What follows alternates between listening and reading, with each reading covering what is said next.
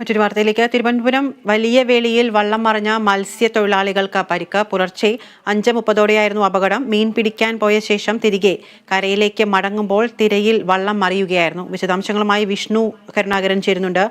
വിഷ്ണു, പുലർച്ചെയാണ് സംഭവം നടന്നിരിക്കുന്നത്. തൊഴിലാളികളെല്ലാം രക്ഷിക്കാൻ സാധിച്ചിട്ടുണ്ടോ? ഇപ്പോൾ എന്താണ് സ്ഥിതിഗതികൾ? തിരുവനന്തപുരം വലിയ വെളിയിലാണ് വള്ളം മറിഞ്ഞ് മത്സ്യത്തൊഴിലാളികൾക്ക് പരിക്കേറ്റത്. ആരുടെയും പരിക്ക് ഗുരുതരമല്ല എന്നാണ് ഇപ്പോൾ അറിയാൻ സാധിക്കുന്നത്. വെളുപ്പിലെ 5:30 അപകടമുണ്ടായത്. പുലർച്ചെ തന്നെ മീൻ പിടിക്കാൻ പോയ ശേഷം കരയിലേക്ക് മടങ്ങുമ്പോഴായിരുന്നു തിരയിൽപ്പെട്ട് മറിഞ്ഞത്.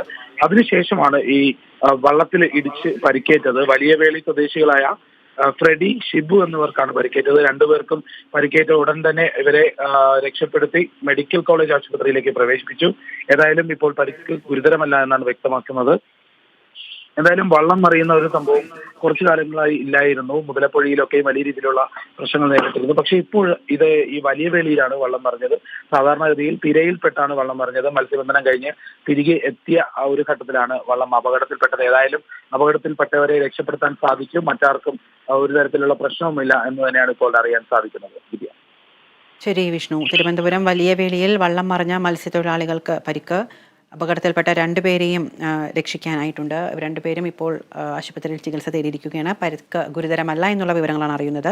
പുലർച്ചെ 5:30 അപകടം. വിശദാംശങ്ങളുമായി ചേർന്നത് തിരുവനന്തപുരത്ത് നിന്നും വിഷ്ണു കരുണാകരനാണ്.